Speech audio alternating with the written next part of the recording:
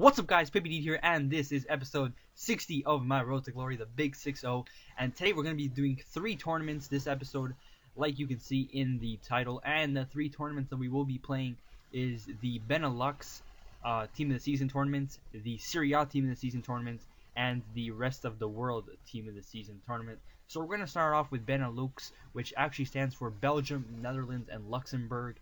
But since there is no Luxembourg League in the game, there's only going to be the Belgian Pro League and the Netherlands Eredivisie League in this Team of the Season tournament. And this tournament required you to have at least 4 from each league in the team, which meant that the other 3 players in the squad can be whoever you want, and the subs bench can be whoever you want. So you guys know already how I feel about tournaments like this. I feel like it's kind of bullcrap, to be honest, because people can just have these amazing players in the bench that they can just bring on, and that's something that I experienced a lot throughout this tournament.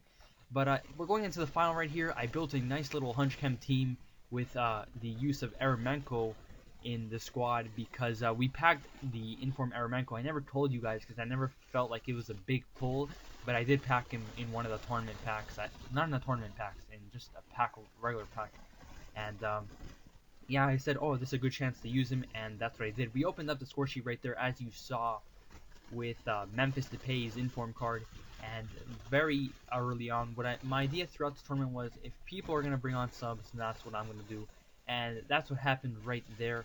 This guy wasn't too amazing at the game. Like, I felt like on a better day I would have demolished him. Not to take away anything from this guy, he was still a good player, but I felt like I could have done a lot of damage.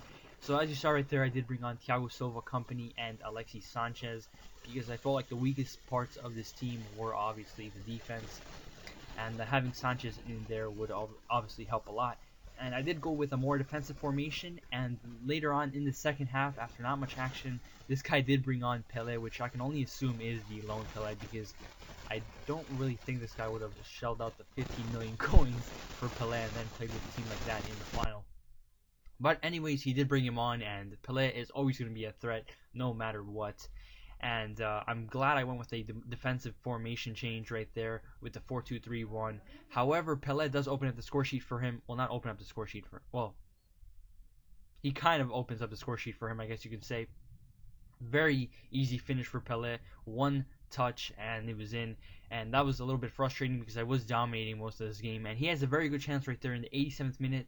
But he didn't know how to finish it. He tried like playing it sweaty, but it just didn't work out, and he missed his opportunity.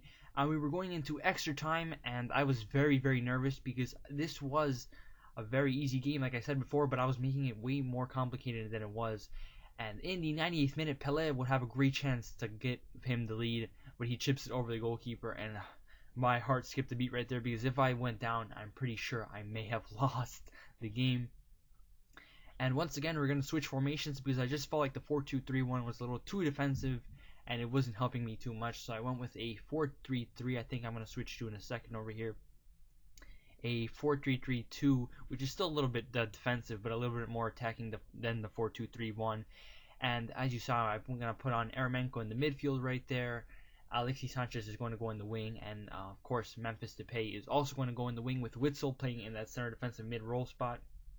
So we're 1-1, still trying to find that goal because I really don't want to go to penalties in the 105th minute, and we would get a chance over here. Doumbia gives it to Witsel. Witsel manages to put it past to Doumbia, and Doumbia sees Memphis Depay with the little sweaty goal. So in the 105th minute, right before the first half of extra time ended, we took the lead, and that was such a stress reliever because I really did not want to go to penalties.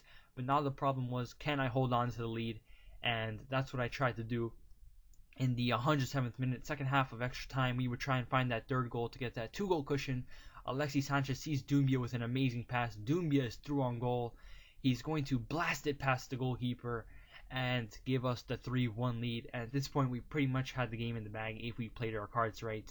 So it was all down to the problem of whether or not I can hold on to the lead. And something I didn't tell you guys before was Eremenko. He was such an amazing player for me throughout this tournament, way better than I thought he would be. And playing him in the cam roll spot was so good for me. And right there, Depay goes on a skill run, tries to do a rainbow, messes up the rainbow, but actually ends up drawing a penalty. and it was only right that I gave Depay the chance to give us the 4-1 lead. That's what he did, shot it down the middle, and Depay got his first goal of the game in the final 115th minute, and that was enough to win the game as we went on to win 4-1. And that game, like I said, I could have just destroyed that guy on a better day, but we were playing pretty poor, and it took until this extra time so we started scoring more goals. But anyways, we get the coins, we get the pack, and we get the trophy. And we're going to go ahead and open the pack, the 50k pack. And we are going to go ahead and get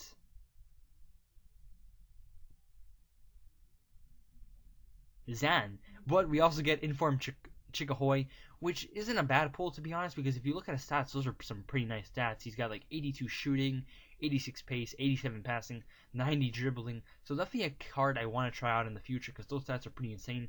Not sure how I'm going to fit him into a team, but I'll try and work something out in the future.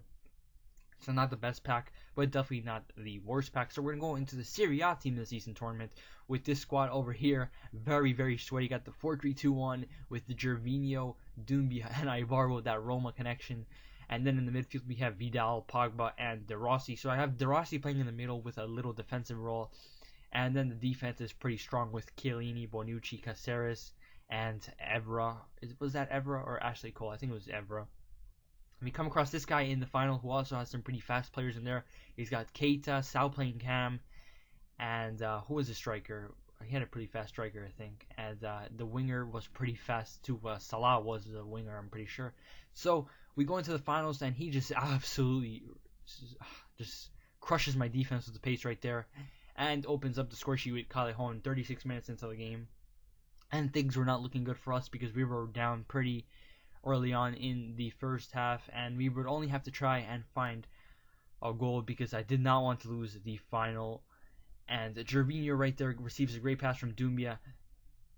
Gervinho shoots, and Ibarbo misses a very, very easy shot. No goalie. Just look at the replay right there. How does he miss that? He was like 2 feet away from the goal, not even, and he misses a great chance to get us back into the game. So I was extremely disappointed with Ibarbo there. However, in the beginning of the first half, we would get another chance right there. Ibarbo starts to play up, gives it to Vidal. Vidal gives a great pass to Doumbia. Doumbia crosses it in. It bounces to De Rossi, and De Rossi just slots that away in the 48th minute, and we were 1-1. So things were looking pretty good for us as we were back into the game, dominating. And I went ahead and did some subs. I don't think I changed formation yet, but I will be changing formations later on. I did bring on Marquisio though, and now, yep, I did switch formations right there. 4-3-3-4 puts Callejon in the cam spot because he is very fast. And I think I took off Gervinho and put in somebody else. I'm not sure though who it was. But we did bring on some fresh legs, and hopefully Callejon wouldn't have an impact. Oh, it was Sal that I brought on because he is also very fast and good. Anyways, Pogba sees Gervinho right there. Gervinho's through on goal. Gervinho does see Pogba, and good thing Pogba kept on running because we got him with a sweaty goal right there in the 71st minute. So we came back from the game. It took us 70 minutes, but we didn't want to give up right there. Pogba with a nice little chop, double chop, draws a penalty, and we would get another chance to take a 2-0, 2-goal lead with Pogba. And since Pogba drew the foul, once again, it's only right that I give it to Pogba, who also does have some pretty good penalty stats right there. And Pogba's going to step up to the plate. He is going to shoot it right down the middle and finish it. And at this point, we're winning 3-1 in the 80th minute.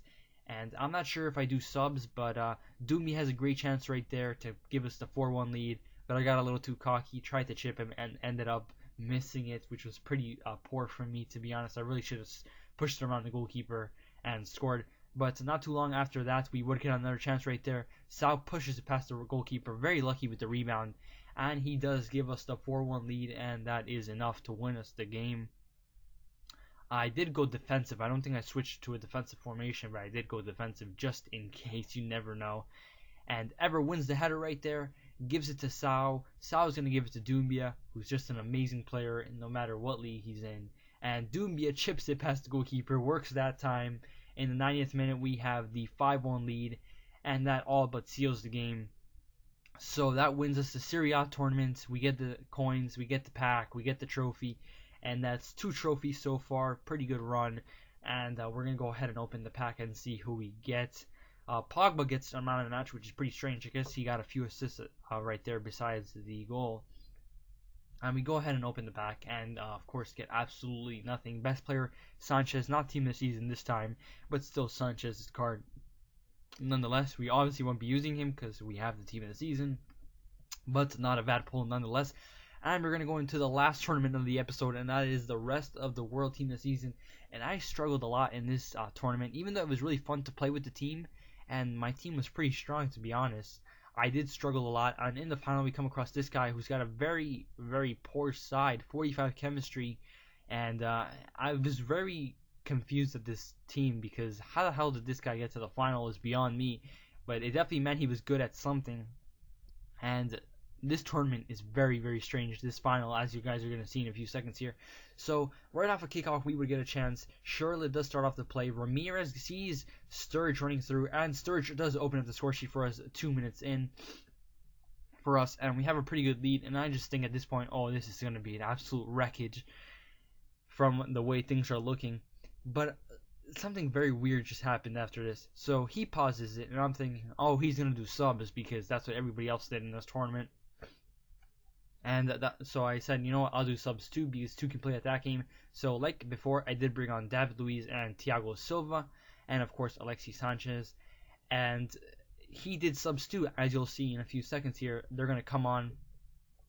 But the weird part has not even started yet. So he brings on, the game is already starting to glitch out a little bit, like it's freezing there, but he brings on Van Persie, Falcao, and Javi Martinez. So I'm like, fair enough, those are some good attacking players to bring on. And a while later, after he does the subs, the game just freezes. So I'm thinking, okay, so EA is going to kick me out, and none of us are going to get the win or loss.